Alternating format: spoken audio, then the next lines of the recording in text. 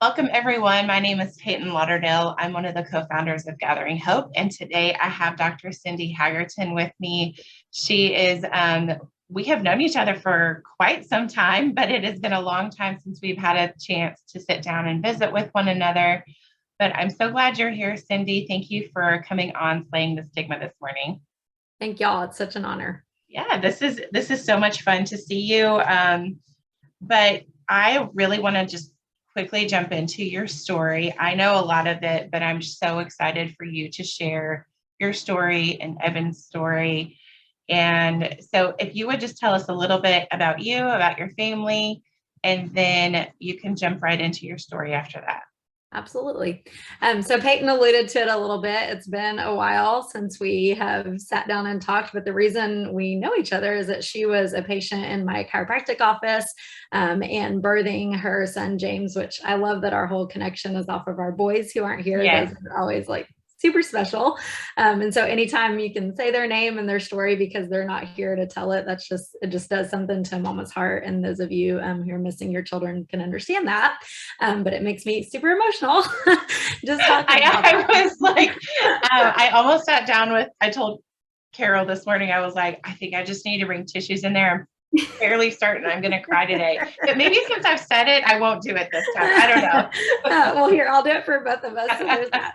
But Peyton and I were both pregnant when she was seeing me as her practitioner.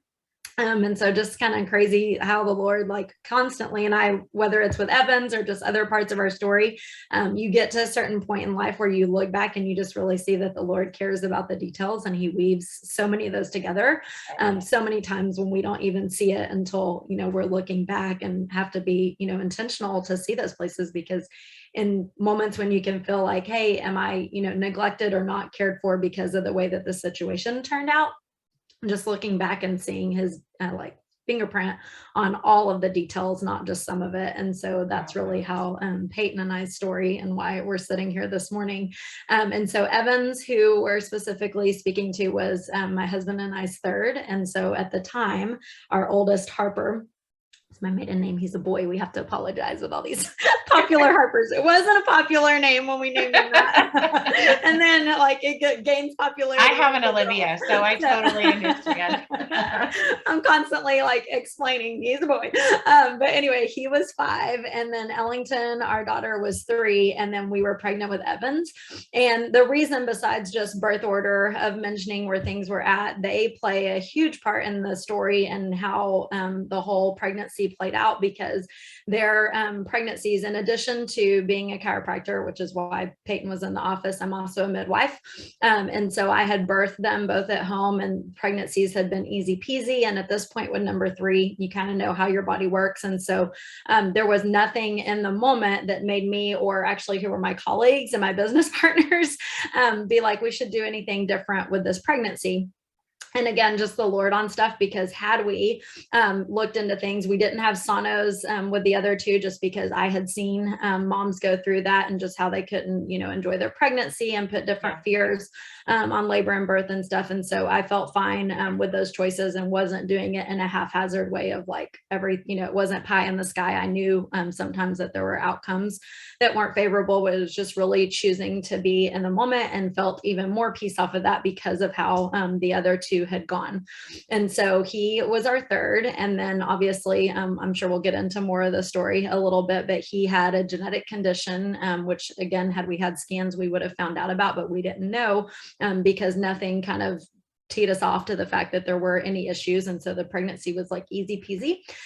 In the end of the second trimester, beginning of the third, we chose to start looking for a house because we needed more room, having number 3. And so we started the process of selling the home that we were in. And with 2 young children and pregnant, we were like, hey, let's just, get it ready for showings and we'll move in with my parents.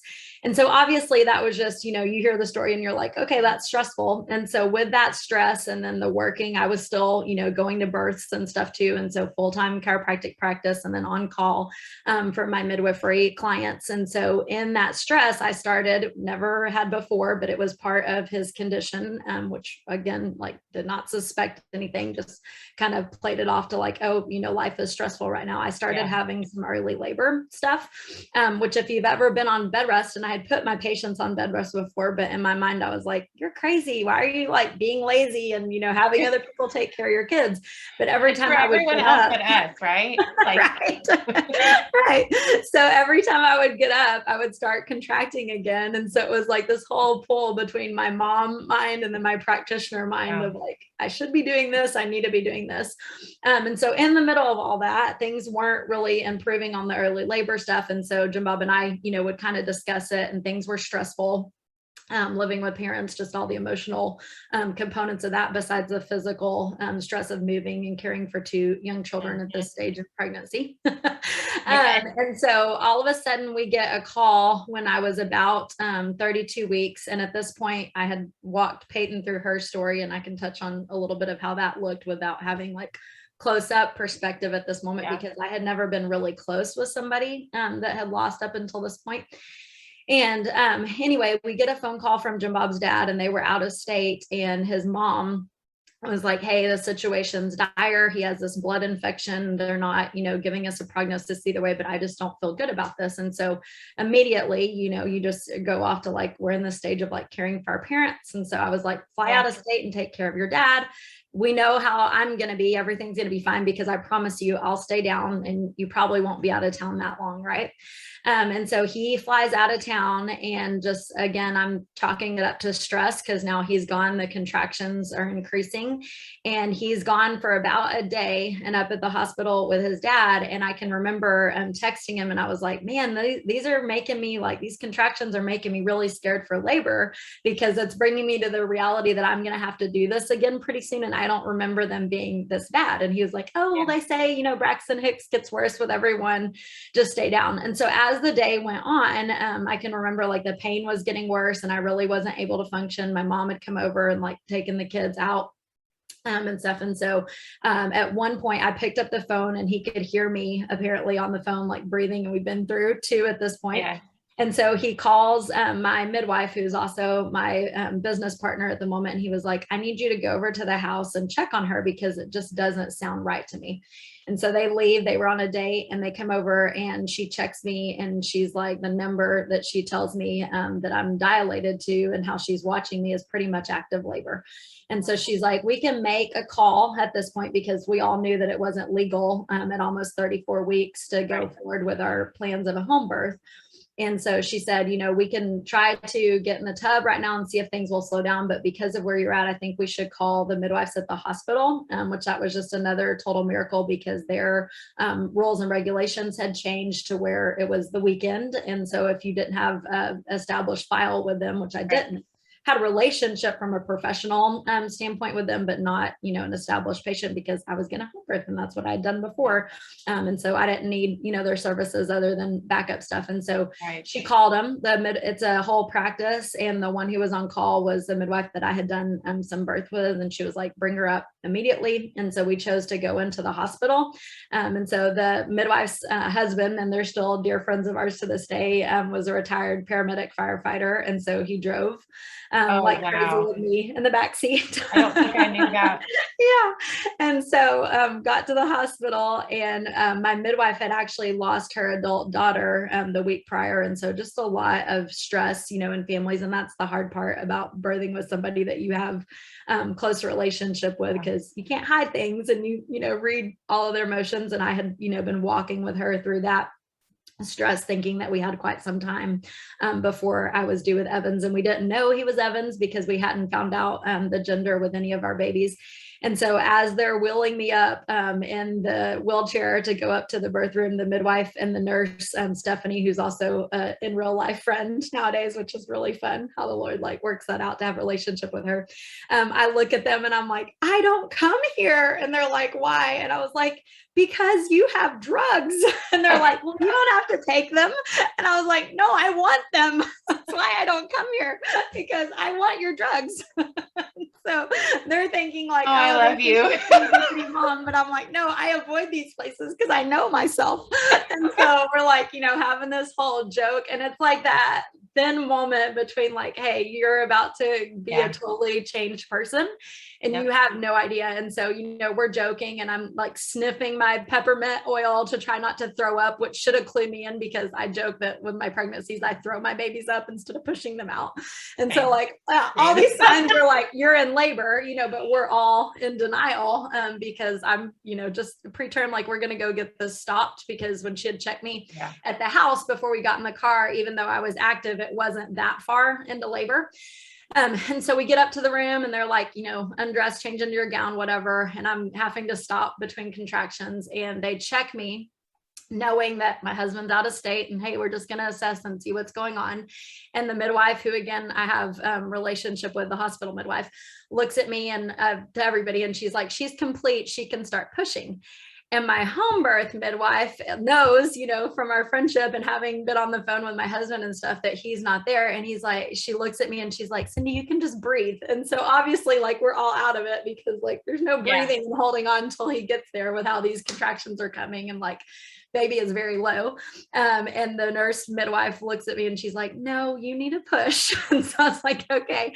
And then I hear her on the phone with NICU and she's like, don't freak out. We have a breech baby, which again, just total details because their protocols didn't allow them to do a breech vaginal birth, but because she was a friend and knew my choices. And then just the Lord, because if I'd had to go through a C-section recovery with the two others at home and funeral, like would have complicated stuff so much more, right? And so we push and he comes out breech. I'm so proud of myself in that moment, even though like I'm laying there in shock, like what in the world just happened, because my husband isn't here and I've just, you know, birthed this baby that most of the world would freak out about as breech. And they were going to put him on my chest, but they held him up and there was no, you know, breathing going on. But at this point, I had still been doing all the work for him. And so we don't know yet that anything is off. And so they take him over to the incubator and they're like, we're just going to work on him a little bit. And so I'm thinking, hey, they're just, you know, going to get him going. He's early. So in my head, I had already kind of planned on NICU situation, but I thought it was so sweet that they were trying to like do everything to get him over to me. And I remember looking over at the incubator, but I know in my professional mind that sometimes depending on how long they've been breech and then having come out with the labor of that they can look a little off just because you don't get the start from the head first. And so his legs were like up, but with the condition, it's called Potter's, the syndrome that he has, they tend to be born with club feet. That's not abnormal. And so that's what I was seeing, was that his leg structure was off a little bit, but in my head, because I don't know any of this is going on or that anything is really wrong, I'm just chalking it up to like, oh, he'll look normal in a little bit. He was breech. And before this point, something that, I mean, all of this changes us, right? When we go through loss, but especially from the practitioner point, I always thought that it was really good to keep like pie in the sky attitude with my patients. And so if I had a moment of bad news, I was like, okay, how can we like put this in a pretty package in a bow? Because I wasn't comfortable with those hard, uncomfortable situations. And so I was like, okay, we're going to like, you know, keep this happy and still like tell them what's going on, but like slowly deliver the blow and make it as pretty as possible. And so as they're working on Evans, the nurse midwife takes me to the bathroom and she's like, you know, so complimentary because she knows what I've just done with the breech and stuff. And she's like, this is amazing. And I'm thanking her because I know I would have been a C-section had she not, you know, put her neck on the line for me. And I look at her and I said, does something look off to you? Because by then, as I'm like having moved to the other room and stuff, it's kind of starting to dawn on me. And like, I'm not, you know, hearing cries or anything as they're willing him off. And she looks at me and very bluntly, she's like, yeah, there looks like there's some genetic stuff. And that was the first, I didn't think genetic stuff in my mind, like, hey, we're not going to be bringing a baby home. But I was thinking, especially because we were in between insurances and just really our practice was still newer. And so just a few years into business ownership. And so in my head, I'm adding up the numbers of like, oh my goodness, NICU bills and, you know, whatever else, because, and then like, how are we going to take care of two older healthy children and have this child with special needs now as to whatever, you know, news that they're going to deliver. And so these things are starting in my head, but I was so thankful and still look back to this day. And it really changed me that she just really put the news out there and just did it matter of fact, no trying to make it pretty tied up, but also no jumping into conclusions because we didn't know anything yet. And so I go back to the bed. My home birth midwife business partner had gotten a hold of Jim Bob and he had gotten gotten on the last flight out. And so he was in the air at this time. He got the news that said, baby's here. And that was all. She didn't say gender, didn't say how I was. And then his phone cut off because he was in air. And so he's on the flight, not knowing if me or baby has made it. And all he knows is baby's here. Have you guys ever talked about what that plane trip was like for him? Yes. Yeah. He shared a little bit on his social media too, but the Lord really did a sweet thing for him of just really taking his mind captive in that moment and showing him things to focus on. Because even me, like now that we talk about it, I can't imagine sitting there with, in the unknown for that long while he was coming home. And so a sweet friend of ours who's actually our realtor now, been through a lot of house moves with us, picked him up. Yeah, you guys have. Yeah. And so funny. And so he picked him up at the airport. We had also done their births, and they had great births too. And so I think they were on like baby 2 or 3 at the moment. And so he picks him up just thinking that he's taking him home, and he's like, get me to the hospital. And our friend's like, what in the world? And so, just this whole thing of like everybody. And so I call Jim Bob when I'm finally able to get a hold of him, as he's in the car headed to the hospital. And at that point they had come in and they had told me that he probably wasn't there. Like he doesn't have lungs. And so they did say Potter's, but there's another spinal condition called Potter's. And so again, because I've just birthed and like, where's my husband and all that, I'm not in my, clinician mind. Right. And so they say this thing about Potter's, and I'm like, in my head, I'm kind of like, why are you mentioning, something with a spine? Like, that's weird. That's not something that you diagnose on a newborn. And then they say this piece about the lung situation, and knowing full well in my professional mind, like you don't grow lungs, you can grow other organs, but that's not one that you do. But I'm so out of it that I look at the nurse practitioner and I was like, well, we can just leave him in the NICU while he grows his lungs. And again, part of that whole like, no, mom, this isn't going to happen. She just, like very bluntly told me the news, and she's like, he's not going to make it. And so at this point, because I'm there with the whole process and them telling me all this stuff, it's starting to really dawn on me, and I'm starting to have this acceptance of what's going on. But I get Jim Bob on the phone, and obviously he hasn't gotten this news. He's just to the point of like knowing that I'm alive and baby's alive. And I was like, babe, you need to pray. They're saying he's not going to make it. And he's like, well, we don't know that. And I'm like, yes, we do. And so these are the whole, like phone conversations. And our kids had planned on being at the birth. Our oldest had been at our daughter's birth. And so my mom had them out. And so I don't know what my parents were told, but obviously somebody told them to rush them up to the hospital. And so as all of this is happening, some of our closest friends had lost their toddler to a genetic condition just shortly before that, but we had kind of walked with them in this. And so Jim Bob calls him because that's the only person that he knew to call. And he was like, I really don't want to do anything. Like, I just want to leave here. And I definitely don't want the kids exposed to this. And Jason tells him, you need to man up and take your kids in there and show them what life and death is like and walk them through this as a father. Wow. And to this day, we are so thankful because we have, and you can't, I mean, everybody's going to have regrets. Somebody had just talked to me about this recently when I was walking her through, and she was like, I already have, regrets about this, that, or the other. Oh yeah. And is that none of us are meant to, in a perfect world, walk this out. And no parent ever thinks that this is going to be their story. And so of course you want to go back and do things differently, because ultimately you don't want this to be your story. Right. And so there's always going to be like nitpicky stuff that we can look back on. But that's one part that I think would have added just a whole nother layer that we had to heal off of had they not been able to see their brother and tell him bye, because we've had a lot of families who are like, our kids know that they were there, and they understand like mom's pregnancy and stuff. And even we did go on to experience a miscarriage after. And so just talking, to the kids through that, even when there's not, a person to meet. But he got to the hospital, and that was right before he walked in was when the phone call with you happened, Peyton, because James was born in April, right? And so this is June. So I had 2 months of this, and Peyton had posted her birth video on social media, and I can still remember we were living with my parents. And so I was upstairs and I was watching this, and I was just so emotional. And Jim Bob was like, and you were like some patients, I connected with all of mine, but you were like, it was just, you just like pulled them. And I can remember after losing James, I was like, man, James's like memory and the hard thing is connected to my office, and she's probably not going to want to come in there anymore. And so I was like losing this like loss of this like patient that I love from this perspective of not having been on this side of it yet. Right. But I knew that I had to handle you in a tender way because it was awkward. Like I was pregnant and just, how is that going to trigger? There's so much awkward after a baby passes, and like there's just no good way to do most things. No. And I can remember even talking to our mutual friend, Krista, because we came to his funeral together. And I was like, do I go? Because I need to show that I care and I support her, but I don't want my big tummy at this point, because I was in third trimester to like be a weird thing at the funeral. And so all of these things that I was watching in you and processing, not knowing that I was about to walk through that very thing. And so I'm sitting here with this slideshow from James and I'm just bawling.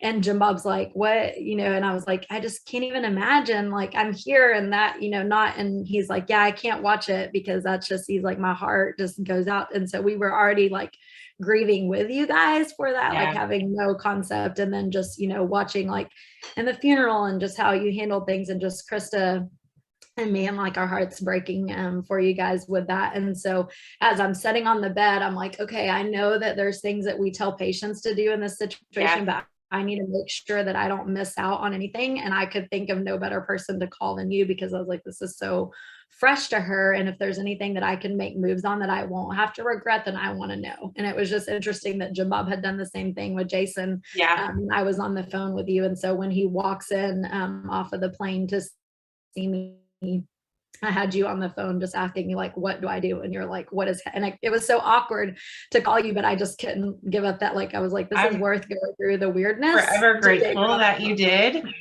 I remember you saying, should I bring the kids in? And I said, yes, absolutely. And then you said, Jim Bob's here. And that was it. So, because in our mind, we want to protect ourselves from that grief, right? And so then your kids, and especially when they're at a younger age, and it was something that they were looking forward to.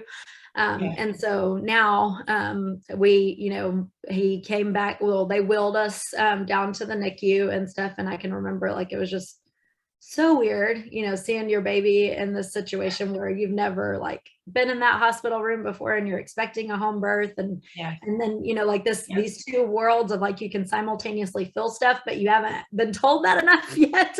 And so I'm so proud of myself, and like on this birth high, but can't even celebrate the fact that he's been born breech and he was good, and what your body did to him, and you're getting all this news. 8 years later. And then they were warning me about things again that you never expect, like, hey, when we take them off of everything, and I was like, I tend to be nauseous after birth, and so they're like getting me crackers because I'm like, how do you handle? And just it was such a miracle that I could even like have wherewithal to like, because hard grief makes you emotional and not be able to physically handle things. And so just the grace of the Lord to be able to function, to like get in a wheelchair and be wheeled down there and say bye to your baby. Yes. So they prepared the room, and Stephanie, my nurse, to this day, like just such a gift, because that's so weird to hold somebody's dead baby, a body of somebody that's not there, and just all the sweetness with that. And so for her to not, act grossed out or weird, and just to walk us through, and just the tenderness of that. And so Lindsay, my nurse midwife, I hadn't come prepared, and I was wearing this awful shirt. I don't know, I think it was my mom's, but I'm like, this isn't all the birth pictures, and it's a thing I don't even support. And so just stuff that you look at like mad about them, but I'm like, how am I totally am jiving with you here. Like, I know we just got like teared up, and then now we're laughing over the ridiculousness of our clothes. It's like the stuff that sticks out is just like, why do I recall that? And why did I think that was important? And like now that Instagram's a thing and everybody's all cute and neutral, and like I know, show up in like these hideous outfits, and I'm like, great, that's our only family picture that we have. And so I can remember like the birth photographer was there at that point before we got wheeled down to the NICU too. A prayer partner who's precious, had not had kids yet, stays like away from stuff, and so she walks in right when my placenta's being birthed. And I'm like, I have just like scarred you for life. Like, could you come pray pray for me. And so it was like just all these, things that are happening that, again, just like the grace of the Lord, that you have stuff to laugh about because you Yes. need that laughter. Yes. To pull you through. Amen to that. Amen to And that. so my birth photographer's there, and I'm like, what am I going to do skin to skin? I have this hideous shirt. And so sweet Lindsay, my nurse midwife, who always looks like $1,000,000, even when she's in her scrubs, had on this like precious like cardigan that probably was something I could have never afforded at that time. And she's like, here, I'll give you my cardigan because it had buttons. And so just like they're so precious, to come around our family and just help this moment be like the best prettiest, that it can be. And that would just so real. And so they're warning me with him, like, hey, when we take him off of stuff, like you may hear him gurgle, and he's not going to be in pain because we've done morphine, which, now I'm like, okay, that knocked him out. He never opened his eyes. And so, just things that you don't know or think about or whatever. And so thankfully he passed away so peacefully, and I never saw anything. He never was like gasping for air. I remember, Peyton, at one point you had posted about one of the girls having congestion, and just how when your child dies, and it is like the respiratory stuff, like everything with your children afterwards can be so triggering. And so I'm so thankful that, as hard as that was, that there was such peace in that moment. And so they wheeled us back to the room, and he was skin to skin. The photographer was there, and we brought in the kids, and they were so excited to meet their little brother. And then we're like, hey, he's going to go be with Jesus because he's too sick to bring home. And our family had gone through a really tough season before that pregnancy. And so a lot of times you think like, hey, I check off my hardship and like I'm good. And so we didn't know. We didn't know if our marriage was going to make it. And so then when we, have this third miracle baby, there's no way that you think, because it's just cruel, right? You don't look at all the details on it. There's no way that you think, hey, this is going to be the outcome. And so no way did we prepare our children for that. And so they're so excited. They were supposed to have been there for the birth, and they missed that. And so we're there, and sweet Ellie, in her 3-year-old way, starts singing, "My God is so big." And it just made me so mad, because I was like, he's big. And I can remember like him laying on the incubator, and then in the NICU when they're willing to be down there, and they're giving me all this news. And I still say this to Jim Bob, and I'm thankful that our marriage weathered the really hard stuff before, because grief and having grieved so differently, it was so hard to give each other grace. And I don't know if we would have grieved the same had he been there in that moment to experience it all the same way. But as they're telling me this news, I'm sitting here looking at him, and I'm like, faith of a mustard seed. Like, I have way more. He's going to grow lungs. I don't care what they say. And so just in that denial that you go through in those normal stages of grief, I was like, nope. Are you sure? Are you sure?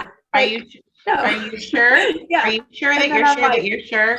And like, you've been told 10 times now, yes, I'm sure.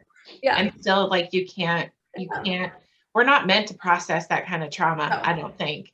No.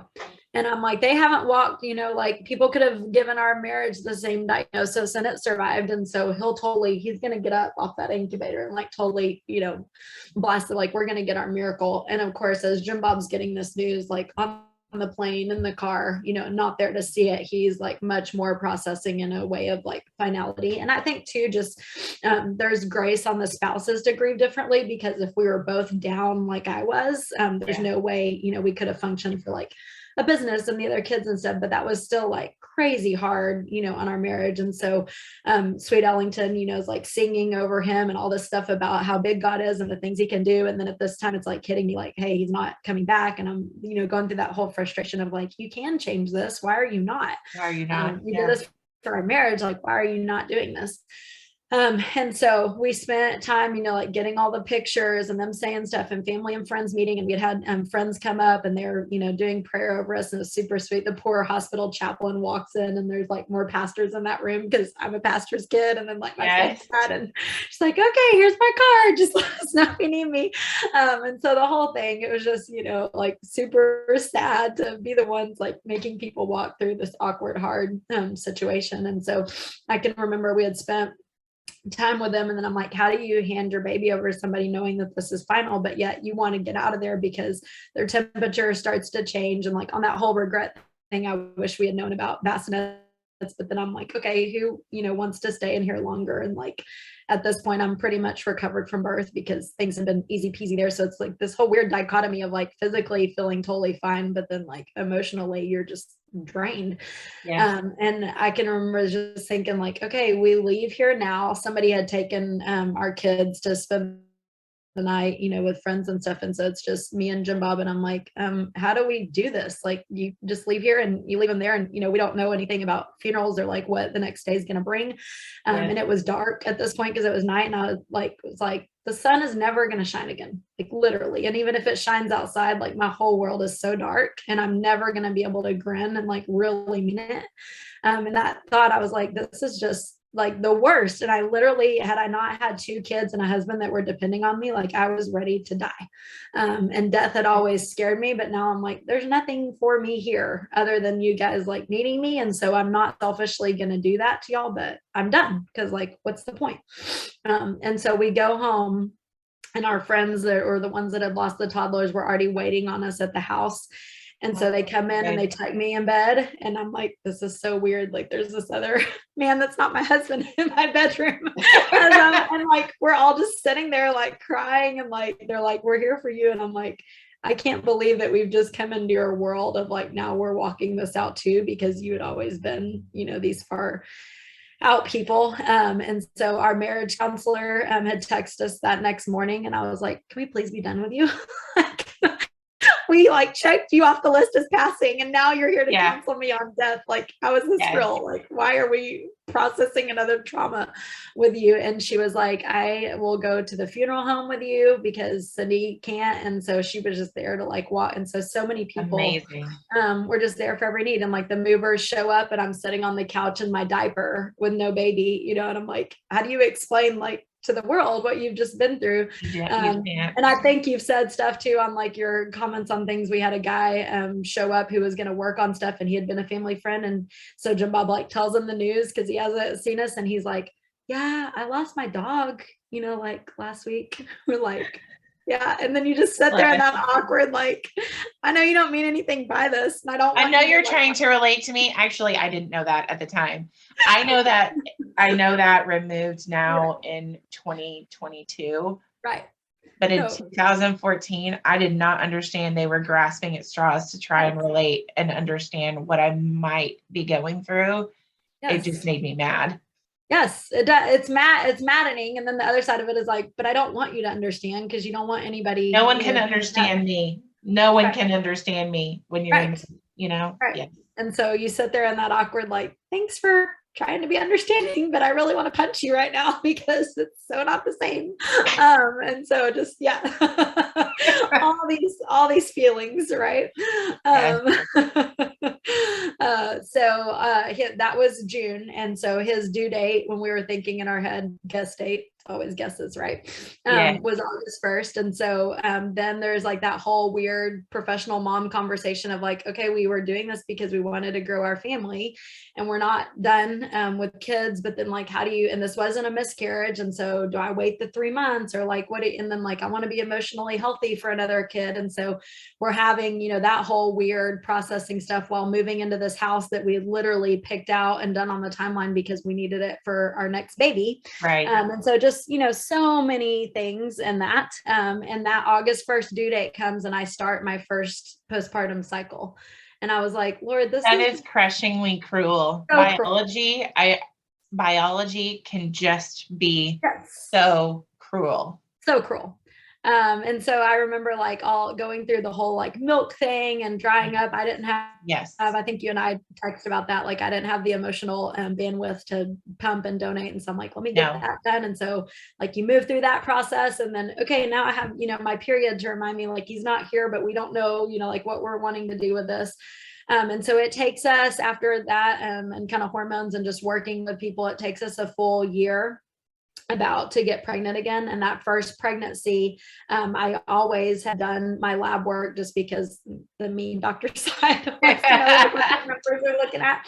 And so we're like super excited, you know, because it's taken us this long and we're finally pregnant and there's no signs that anything's wrong. And I get these labs back and I'm just looking at them and I'm like, oh my word, like here we go again, like these labs are not good.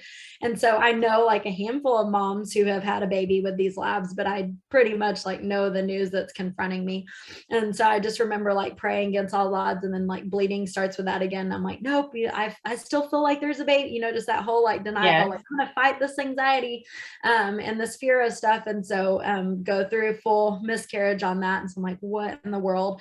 And at this point, my husband and my sister-in-law both adopted, and he had always said like, hey, I would love to adopt, but like that has to be on you. And up until their story, I had seen like really good that you get close to something and you know all the nitty-gritty details, right? And so start making these intervals like early in our marriage. I'm like, the Lord would have to audibly tell me to adopt. So we're biologically trying to grow our family, and then all of a sudden like all these people in my inner circle are like sharing their deepest, darkest adoption secrets, and the Lord starts to like do this thing in my heart. I'm like, why? And so I can remember it being this like big scary thing, and we're going through, you know, all the like trying to grow our family and stuff. And so I come to Jim Bob one night and I'm like, I have something to tell you. Like it's this big, you know, deep, dark confession, even though, you know, he's already like kind of waiting on that and has been praying towards it. And I was like, I think I'm really wanting to adopt. And he breathes this sigh of relief and he's like, I've been praying and hoping for that. And so in the middle of this trying to grow our family biologically, we had started the process and we just thought that domestic really complicates things. And so we're going to go to China. And so we start. Oh my gosh, I remember this now. Yeah. Oh yeah. So we start on the process for that. We're both still working full time, which that was a whole weird thing too, because what do we specialize in? Pregnancy and pediatrics. And so like, how do you walk us out with families and still hold to their normal and hope for them, but yet you're still grieving. And sometimes it absolutely, you know, triggered stuff, even though they're not meaning to. And so it's just a really like a beautiful season in a lot of aspects, looking back more pretty now than it was back then when you're walking it out, but just a lot of really weird, really hard, because again, this isn't a story that anybody would be like, hey, I want to pick that one for myself.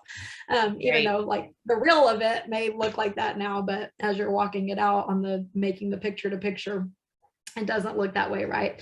And so we get to this point in the Chinese process, which was really arduous, where we were just basically waiting on finances and government approval. And I'm sitting in a Bible study with all these girls. Some of them were at Evans's birth and they know our story. And I look down at my phone and this patient has Facebook messaged me. And she was like, hey, a lady that I used to work with and some like charity adoption work has a mom that contacted her and she has a baby. And she was asking me because she lost all the adoption worker lost all of her paperwork of these waiting families and doesn't have anyone. And so she came to me just wanting to know if I had any suggestions for her. And I told her no. And then when I closed the email and like scooted back from my computer, the Lord brought you to my mind. And she said that I wrote her back and I told her, hey, they're doing China. They're not interested in domestic, but I'll message and ask her. And so we knew, you know, that China's taking this long thing. And so I'm reading this in this Bible study, and I'm pregnant at the time with Witten, who was our one right at, we didn't even have a cycle, but after that miscarriage. Did you know that you were pregnant yet? I knew, and Jim Bob knew, but we hadn't told anyone. Okay. And so as we start talking about this adoption, and nobody, you know, close to us knows yet that we've gotten this message, and then the pregnancy, I can remember like my mom would always say like, oh, it's probably going to be twins, you know, the next time you get pregnant, because people around you want to comfort you like, hey, you'll just, you know, go on and you'll have the Job thing of like, he'll double your portion. And I'm like, no, nothing replaces that. And like, that would be sweet of the Lord. But like Evans's mark and like hole that's missing is always going to be there no matter what. Right. So I step out of this Bible study and I call Jim Bob and I'm like, okay, you know, here's this mom's story and it's domestic and she hasn't had any care and doesn't know when she's due and like, blah, blah, blah. Are you interested? And he was like, yes, absolutely. Yes. Like didn't even hesitate. That And I was guy. like, Oh my okay, gosh. the way that I was feeling too. And so I messaged this patient back and I'm like, get me details and we're interested. And she goes, okay, awesome. I'll get you in contact with a lawyer. And she's like, I already have a lawyer that we work with because he works with our charity and just basically does stuff like at minimal cost that he can. And he'll, figure out everything with the mom. So I call a lawyer and he's like, okay, this is a Tuesday. He's like, I'll set up the meeting for her. Are you free tomorrow morning on Wednesday? And I said, yeah, I'll get the other children taken care of. And he goes, okay, perfect. We'll meet with you guys with her to see if she wants to choose y'all as the family. And so we get all the childcare set up, and I get a call that Wednesday morning on my way to the meeting with her. And he's like, don't go to where we had planned, come to the hospital. She's in labor. And so I'm like, and I'm like, does she want us up there? And he's like, yeah, she chooses you guys. And I'm like, you don't know anything about us. And so I called Jabab, who's like full day at the chiropractic office. I'm like, cancel your patients, get to the hospital. She's in labor. And so we run up to the hospital and we sit there all day waiting for her to show up at the hospital because she's in labor and who knows who's driving her around town. She hasn't had care. Because I have friendship with these midwives at the hospital that I've not only worked with professionally, but who did all of Evans's birth and care. Yes. I'm texting them like, hey, I know this is against HIPAA. Can you tell me what's the mom's story? Has she had any other kids here? And so we're like talking back and forth and they're telling me she's not there, in labor. And I'm like, okay, but she told us like she's in labor. And they're like, no, we have, no patient by this name. And so we wait all day, lose all the wages of his patients up at the chiropractic office. And finally in the evening, we haven't heard from her and we go home. And I just remember going to bed and I was like, Lord, this is so freaking cruel. And I was so mad at him because I'm like, you let me lose my son who doesn't get up, even though I had the mustard seed of faith. And then, we finally get pregnant, have this miscarriage. And like, how am I supposed to trust that anything's going to come out good with this pregnancy? And then we finally, get this miracle adoption thing that you didn't even have to tell us because this is cruel. And so I just like it, ripped open another layer of grief that I didn't even know was there. And I'm having all these conversations with the Lord. It's like so mad. And I go to bed, finally fall asleep. And at midnight, the kids were sleeping on the floor of our bedroom at this point because grief does really weird things to the whole family. Yes, it does. Right? Yes. And so we just all wanted to be close because then I could know that everybody was okay and they, feeling the same way. So they're laying on the floor and my phone rings. I don't even know why I had it on at midnight. And I pick it up and the birth worker who had put us in contact with the whole situation goes, do you want to circumcise? And I was like, what? Like, that's like the picking up on the phone. And just again, like so sweet because we're like, do we even like get these choices when we have, another boy? Right. And she's like, the mom was asking, the birth mom. And I told her that was weird, but I would go ahead. And I'm like, wait, what is that? And she's like, yeah, we're up here in labor. It's a boy. Cause again, she had no care. They didn't know, what she was pregnant with. And she's like, she's going to be pushing soon. So if you want to be here, get up here.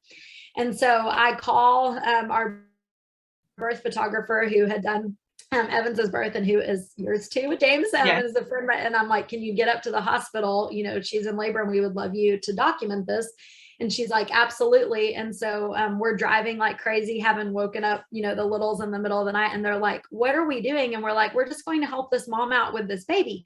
Okay. And they're like, are we getting this baby? And we hadn't told them, anything other than about our Chinese stuff. And we're like, no, we don't, and they're like, well, why are we talking about names? And we're like, we're just going to help this mom out, and so they're like processing and already, but we're like, we just can't have you go through like one more heartache. And we don't even know, like if she's chosen us or whatever.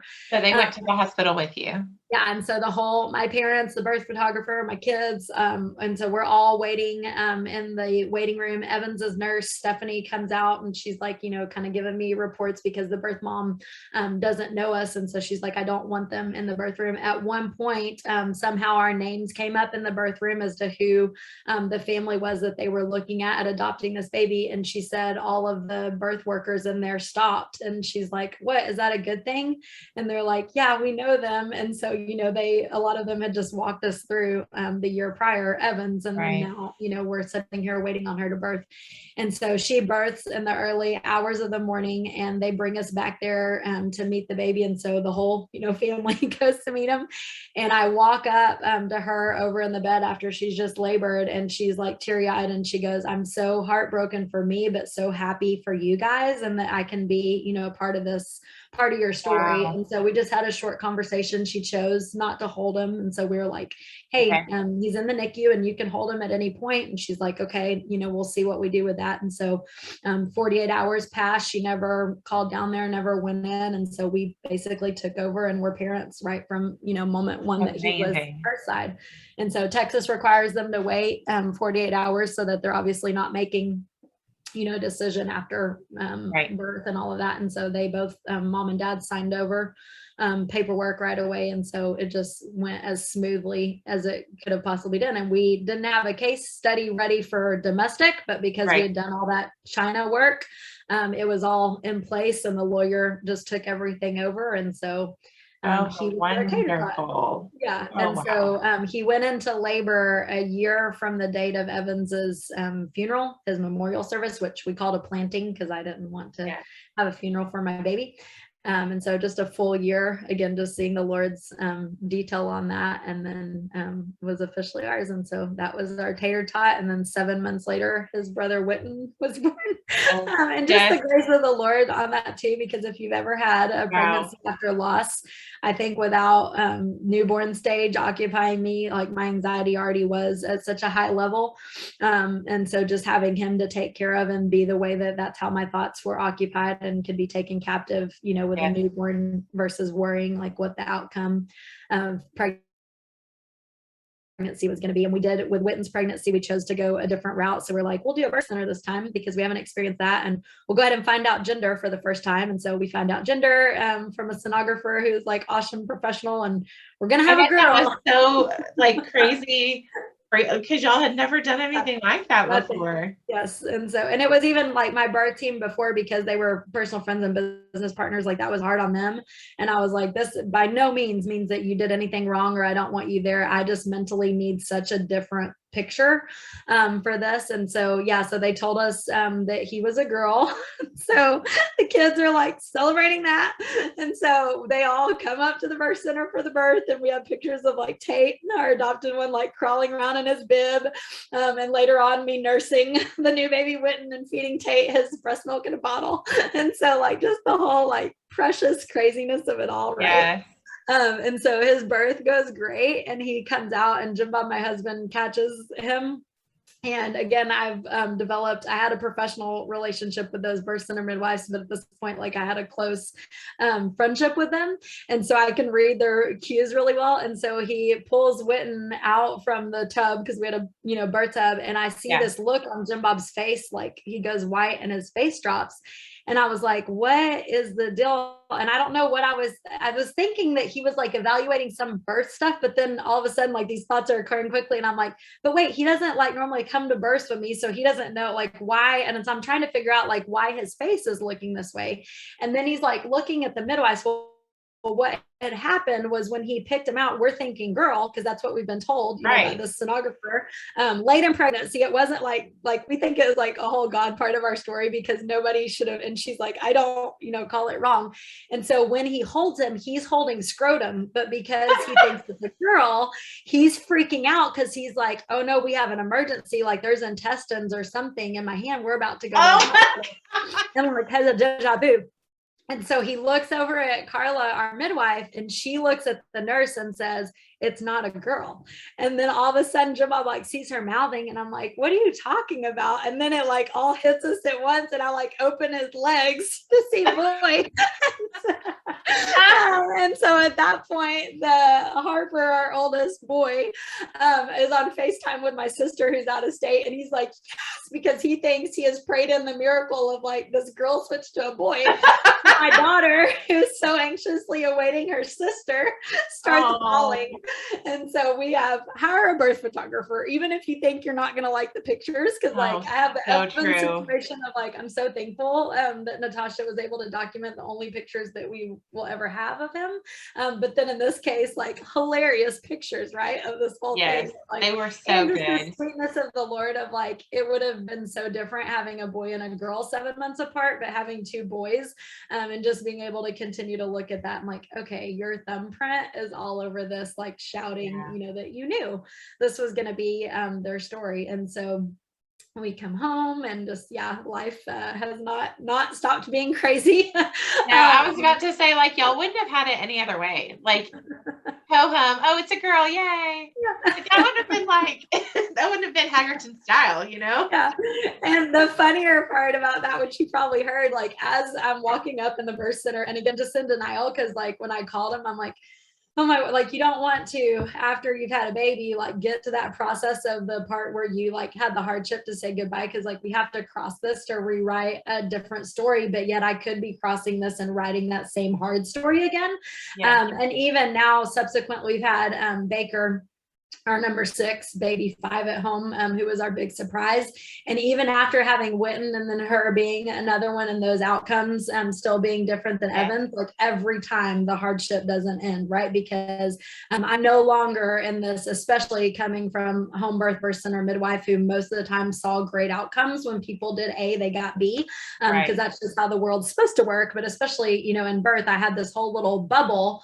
And now that ignorance of being bliss is like majorly burst and gone, right? And so we just have to be confronted with the fact that birth and pregnancy and all those things where we think the baby's safe, that's truly as safe as life gets, because life is not safe and it's not meant to be lived that way, even though especially in Western culture we expect it to be that way. And so all signs with Witten are pointing to the fact that I'm in hardcore labor, and he's like, get in the car, we are going to the birth center. And I'm like, no, I'm not in labor. And so then when it finally like dawns on me, I can remember bawling and picking out all these pink outfits, and like we finally get to bring a baby home, you know, even though we hadn't like gone to that point yet. And so as we're walking up the stairs to the birth center, this like person, I can't even remember if it was a male or a female, passes us, and she's like, oh, Dr. Jim Bob. Well, he had built up a pretty large social media following at this point. Yes.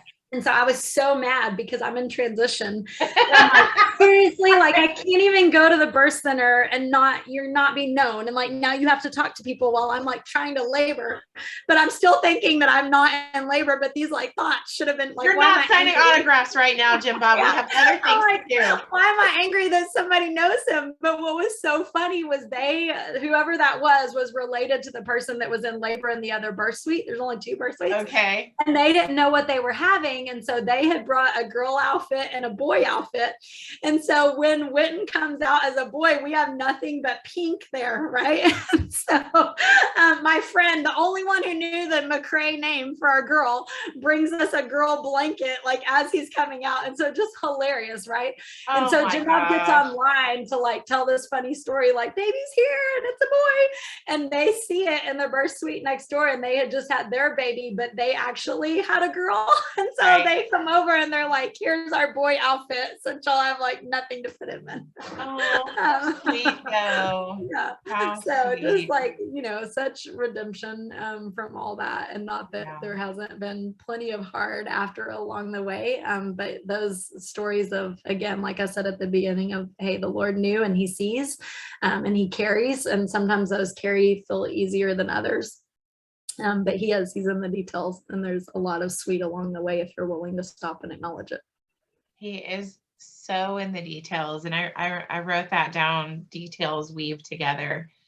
And it is, you're right, it does take some time to like look back on it, and like no one but God could have orchestrated this small moment or these 3 words that someone strung together at just the right time and said just the right thing to make up for all the wrong things people have said, right? Or just put this person in our path for just a moment, or brought someone new into our life that we didn't even know like we were going to need.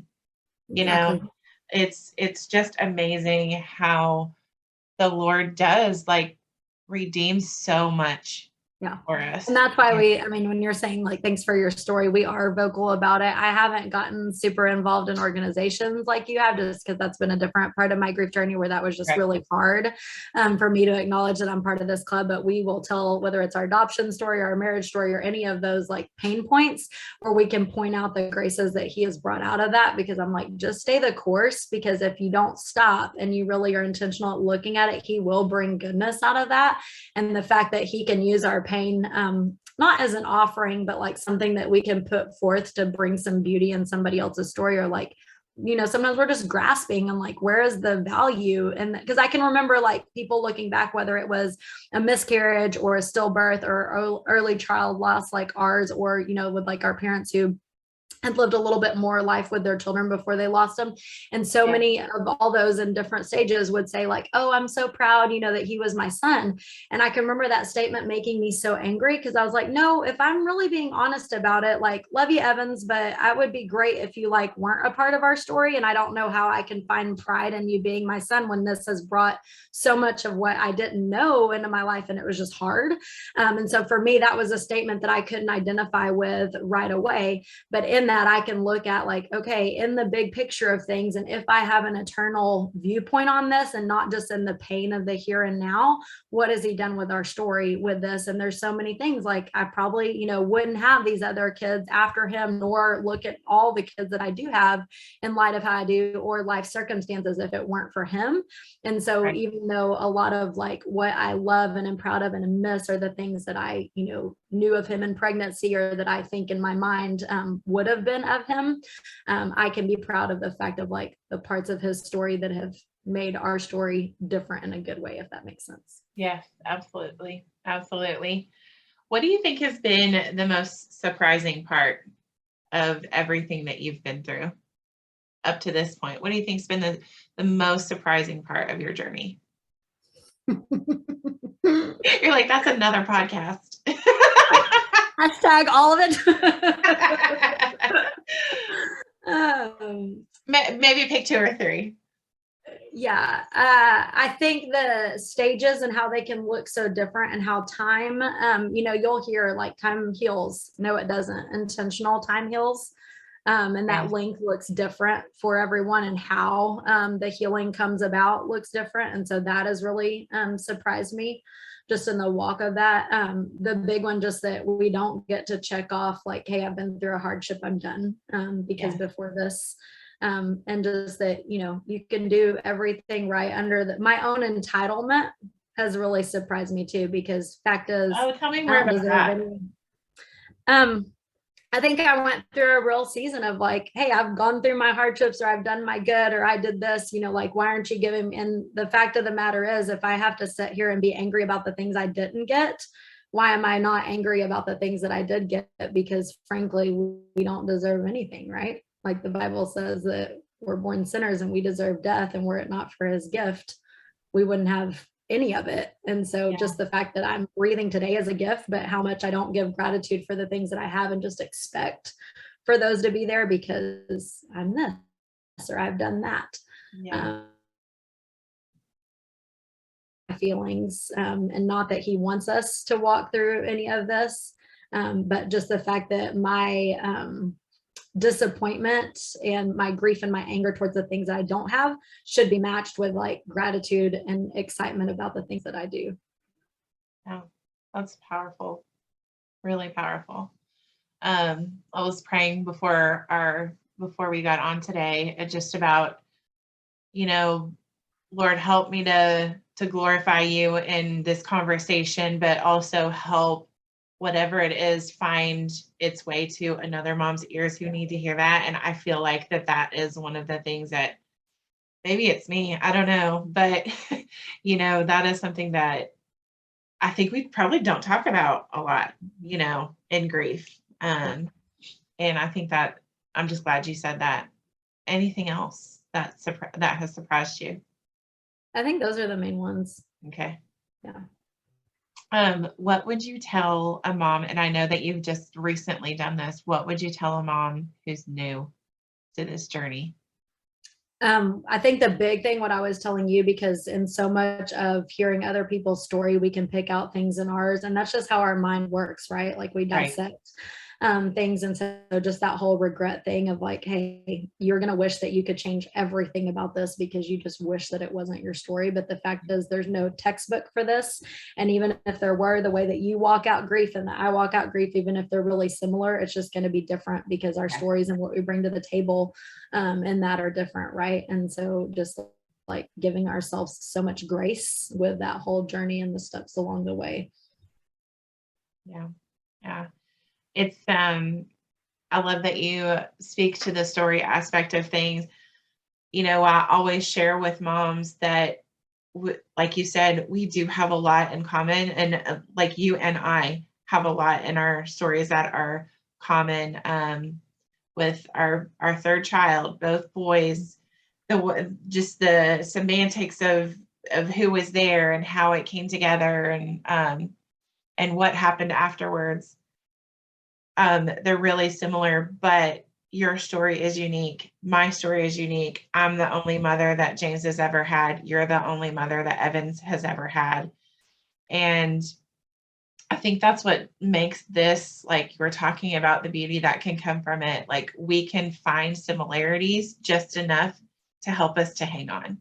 That's right. But also know that it, just because it doesn't look exactly like someone else's, that there's lots of books, but there's no textbook. Yeah. That just because it doesn't look exactly like someone else's story, that there's nothing wrong with it. It's just different. Right. But there's just that one thread that we can hang on to know, like, we're going to make it. Yep. Yeah. And from my practical doctor side and like midwifery stuff, I always have to say, like, when the baby's there, most of the time, if you're not doing it, we can lecture you about it, right? We take time to like hold our baby and bond and let our body recover. And so that whole thing that you were saying about like the world around you doesn't know that you just had a baby and like life is going on. We do ourselves so much harm because the last thing you want to do is like sit in bed with all your feelings and letting your body, recover. But you do have to go through it in order to heal it. And so whether it's a miscarriage and like, hey, I didn't go through the stages of typical pregnancy leading up to that, or if it's a stillbirth, or like with ours where they lived like you birthed, no matter what time in pregnancy that was. Yes. And our body needs time to really recover. And then there's like a whole nother layer of that because you're recovering from grief. And I can remember those days out, even like the third year was really difficult for us. And I can just remember feeling like grief is so exhausting. And when people ask me like, what's something I can do to help a friend? I'm like, they're going to get all the typical stuff, but like the things that people did for us of like buying paper towels and trash bags and like just all the mundane, like day-to-day stuff that takes so much energy that you don't think about until you're too exhausted to do them. And so just like from the like really practical component of that, realize that you've just birthed. And that may not want to be something that you acknowledge, but your body needs recovery from that. And even more so than if you're actually holding that baby right now, because then there's this whole other side that you've got to heal from. Well, so good advice. I did not take that advice. And it really was a detriment to my healing process. But I didn't know any better. Right. I mean, I just didn't know. Yep. And I don't even know if someone had told me, because I know that they did. I know they did. Mm-hmm. You need to rest. You need to sit down. You need to take, I don't want to. Right. I don't want to. 2, right. I have 2 other kids. Mm-hmm.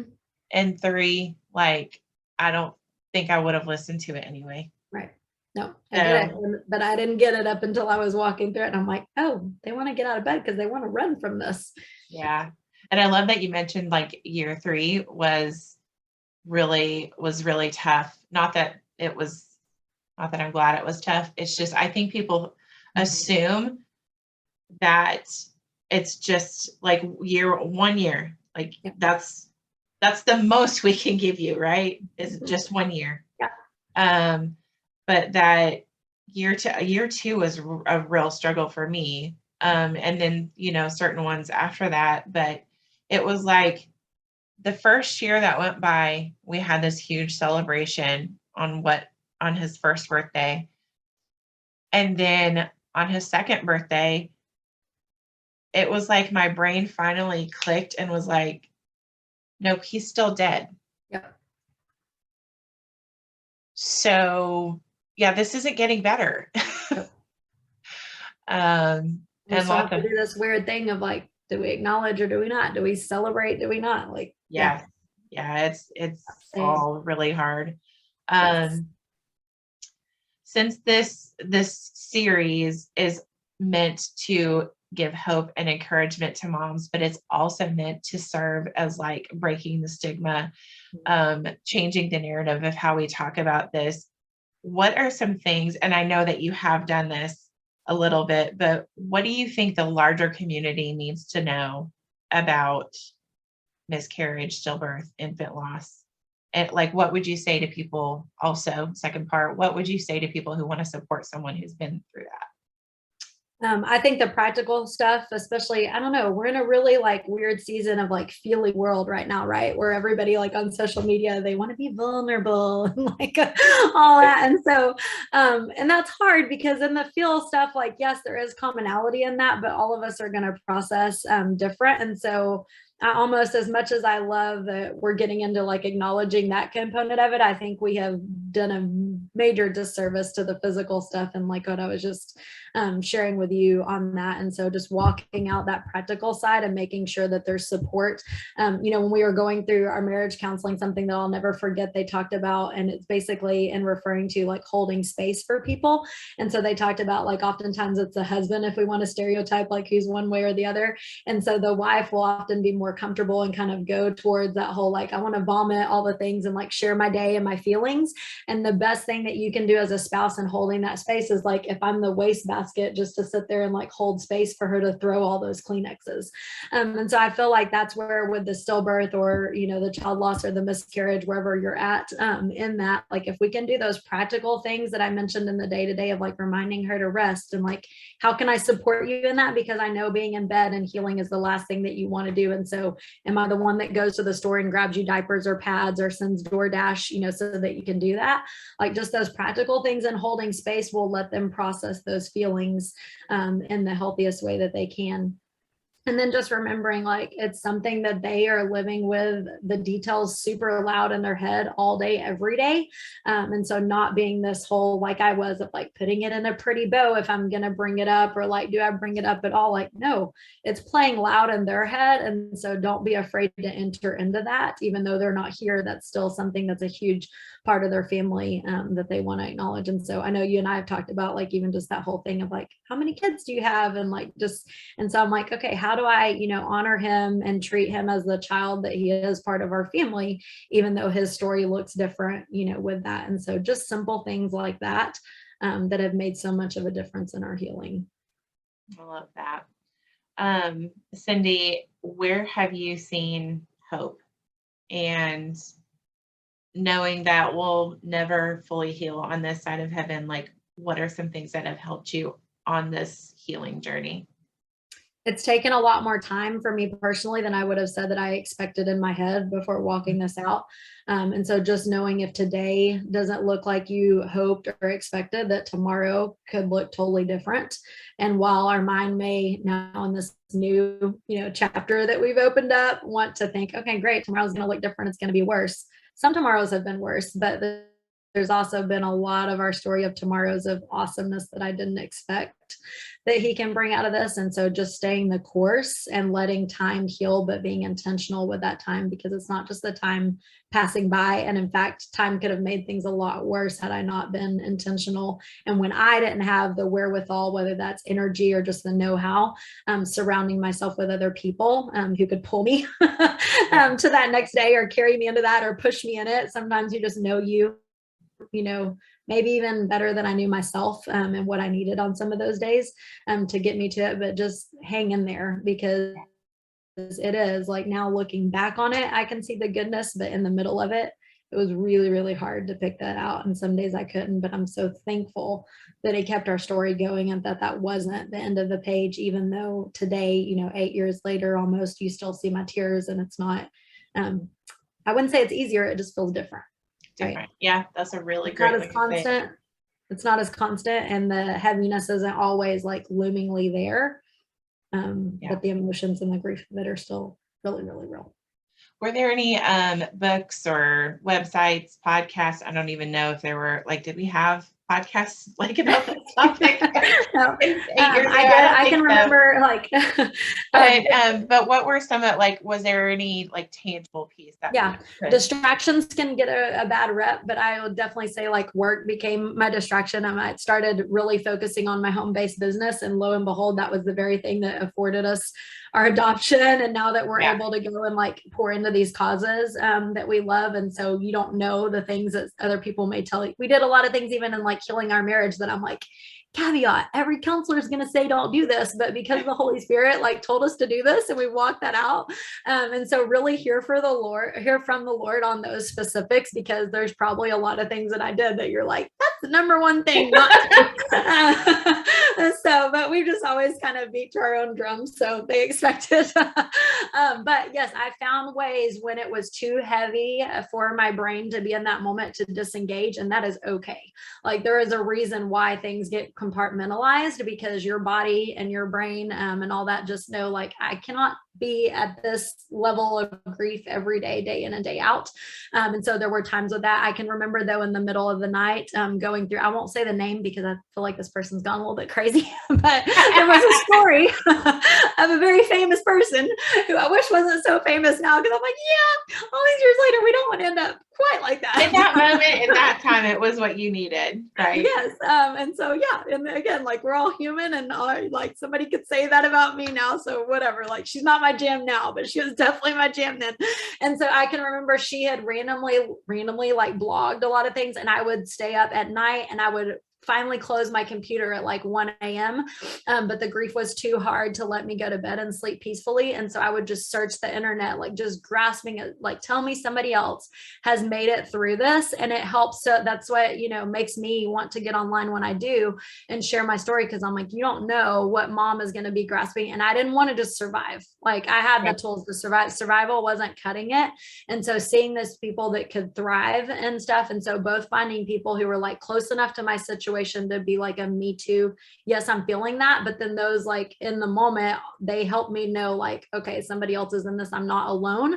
But that wasn't enough. And so then looking at people like years ahead, and one of them who is actually a colleague, she's not in my organization with my home-based business, but I had found, I was looking at like some design websites for some reason, and she was on there. And then I was like, oh, look, she's in our company. And so I went to some random blog, and lo and behold, she starts sharing her story of how their third was the son, Elijah, and he had this condition. And then she had befriended her nurse, who was there in her labor and delivery. And so it just painted such like big picture hope for me. And I can remember thinking, because she was like way successful in our company, I was like, man, I hope I get to meet her one day. And our husbands are now like really close friends. Amazing. We do life with them. And so I was like, man, I just like dreamed of the day that I could shake your hand and tell you thank you for sharing your story. And now like we get to text and work together. And so just sweetnesses like that, like just hang on, because if I hadn't kept putting one foot in front of the other, or having somebody, place that foot for me yes. on some days, like, yeah, now I get to see the sweetness of all of that, not because I necessarily stayed faithful, but just because I stayed awake and kept walking it out.